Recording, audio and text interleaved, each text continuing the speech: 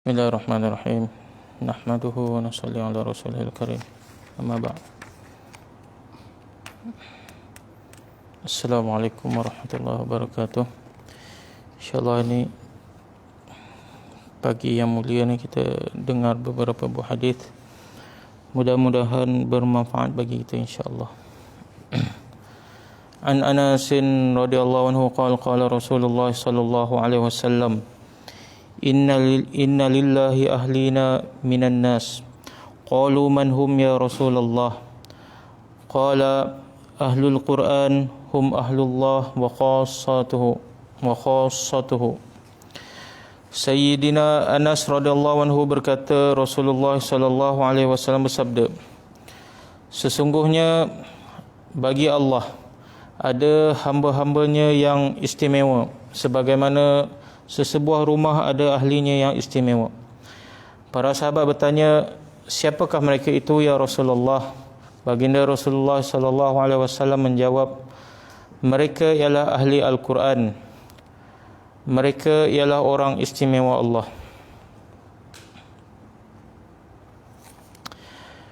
Sayyidina Anas radhiyallahu anhu berkata bahawa Rasulullah sallallahu alaihi wasallam bersabda, sesungguhnya bagi Allah ada hamba-hambanya yang istimewa, sebagaimana sesebuah rumah ada ahlinya yang istimewa.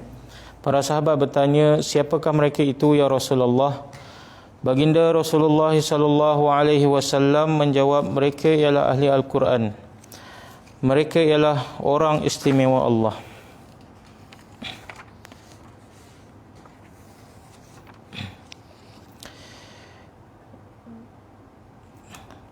An Ibn Abbas radhiyallahu anhu qala Rasulullah sallallahu alaihi wasallam, innal ladzi laysa fi jawfihi syai'un minal Qur'an kal baitil kharibi. Sayyidina Abdullah bin Abbas radhiyallahu anhu meriwayatkan bahawa Rasulullah sallallahu alaihi wasallam bersabda, sesungguhnya hati seseorang yang tidak menghafal sebahagian pun daripada Al-Quran adalah seumpama rumah yang terbiar, yakni sebagaimana kemakmuran dan keceriaan rumah itu adalah kerana penghuninya, demikian juga kemakmuran dan keceriaan hati adalah kerana menghafal Al-Quran. Sayyidina Abdullah bin Abbas radhiyallahu anhu meriwayatkan bahawa Rasulullah sallallahu alaihi wasallam bersabda, sesungguhnya hati seseorang yang tidak menghafal sebahagian pun daripada Al-Quran adalah seumpama rumah yang terbiar, yakni sebagaimana kemakmuran dan keceriaan rumah adalah kerana penghuninya, demikian juga kemakmuran dan keceriaan hati adalah kerana menghafal Al-Quran. An Abi Darda radhiyallahu anhu 'an Nabi sallallahu alaihi wasallam qala, man qara'a thalatha ayatin min awwalil kahfi usima min fitnatid dajjal. Sayyidina Abu Darda radhiyallahu anhu meriwayatkan bahawa Nabi sallallahu alaihi wasallam bersabda, sesiapa yang membaca 3 ayat daripada permulaan surah Al-Kahfi, maka dia akan dipelihara daripada fitnah Dajjal.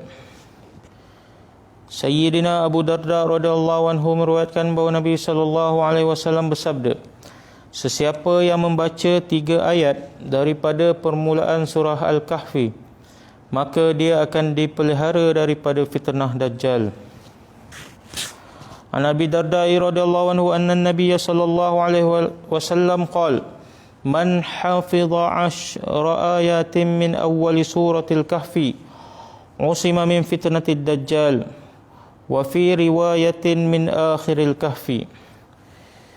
Sayyidina Abu Darda radhiyallahu anhu meriwayatkan bahawa sesungguhnya Nabi sallallahu alaihi wasallam bersabda, sesiapa yang menghafal 10 ayat daripada permulaan surah Al-Kahfi, maka dia akan terpelihara daripada fitnah Dajjal.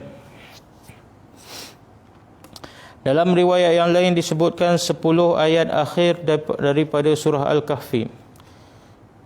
Sayyidina Abu Darda radhiyallahu anhu meriwayatkan bahawa sesungguhnya Nabi sallallahu alaihi wasallam bersabda, sesiapa yang menghafal 10 ayat daripada permulaan surah Al-Kahfi, maka dia akan terpelihara daripada fitnah Dajjal. Dalam riwayat yang lain disebutkan 10 ayat akhir daripada surah Al-Kahfi. An Thawban radhiyallahu anhu 'an Nabi sallallahu alaihi wasallam qala man qara al-ashara al-awakhir min suratil Kahfi fa innahu asmatul lahu min ad-dajjal. Sayyidina Thawban radhiyallahu anhu meriwayatkan bahawa Nabi sallallahu alaihi wasallam bersabda, sesiapa yang membaca 10 ayat terakhir daripada surah Al-Kahfi, maka bacaannya itu akan menjadi penyelamatnya daripada fitnah Dajjal. Sayyidina Thawban radhiyallahu anhu meriwayatkan bahawa Nabi sallallahu alaihi wasallam bersabda, sesiapa yang membaca 10 ayat terakhir daripada surah Al-Kahfi, maka bacaannya itu akan menjadi penyelamatnya daripada fitnah Dajjal.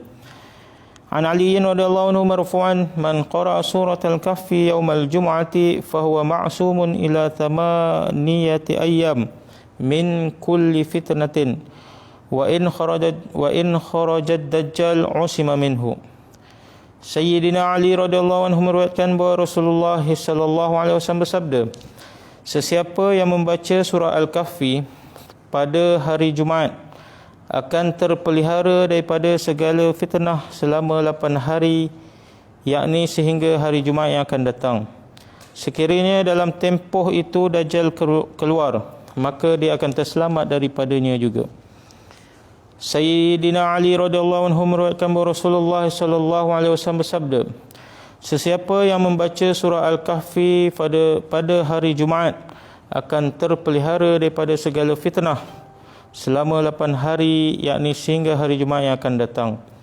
Sekiranya dalam tempoh itu Dajjal keluar, maka dia akan terselamat daripadanya juga.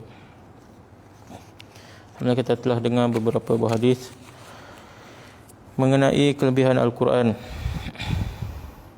Antaranya surah Al-Kahfi. Kalau kita baca 10 hafal 10 ayat daripada permulaan surah Kahfi ataupun 10 akhir, Allah SWT akan pelihara kita daripada fitnah Dajjal. Dan dalam riwayat yang lain, kalau kita baca surah Al-Kahfi pada hari Jumaat, satu surah lah, surah Kahfi daripada mula sampai habis pada hari Jumaat, maka Allah akan pelihara kita dari segala fitnah, termasuk fitnah Dajjal, sehingga hari Jumaat yang akan datang. Jadi sama-samalah kita ambil peluang ni, kita hafal. Di sekarang kalau kita mula satu hari satu ayat ataupun satu hari satu baris ke, insya-Allah kan, mudah-mudahan kita dapatlah menghafal 10 awal 10 akhir.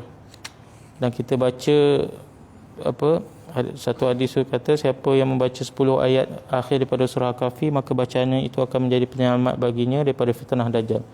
Bukan sekali baca je lah, maksudnya setiap hari kita istiqamah baca. Jadi kalau kita dah hafal, insya-Allah lah mudah kita baca kan? Bila-bila pun kita mudah baca dalam sembahyang sunat dan sebagainya. Sekurang-kurangnya sebelum tidur kita baca lah 10 ayat awal, 10 ayat akhir. Dan setiap hari Jumaat kita baca satu surah Al-Kahfi. Mudah-mudahan Allah selamatkan kita di akhir zaman ni, macam-macam fitnah dan ujian dan segalanya. Dan tambah-tambah lagi kita pun dah di akhir-akhir kan. Kalau kita tengok pun banyak ulama-ulama cerita dah macam-macam. Dan kita di hujung-hujung dah. Dan tak tahu bila dunia ni akan berakhir dengan Dajjal dan macam-macam fitnahnya tu. Ya, mudah-mudahan dengan amalan kita yang sedikit dan istiqamah ni, Allah selamatkan kita dari segala fitnah, dan juga paling penting tu fitnah Dajjal, dan fitnah yang paling besar tu. InsyaAllah. Semoga kita dapat amal dan kita sampaikan insyaAllah. Subhanallah bihamdi, subhanakallah. Asyhadu an la ilaha illallah.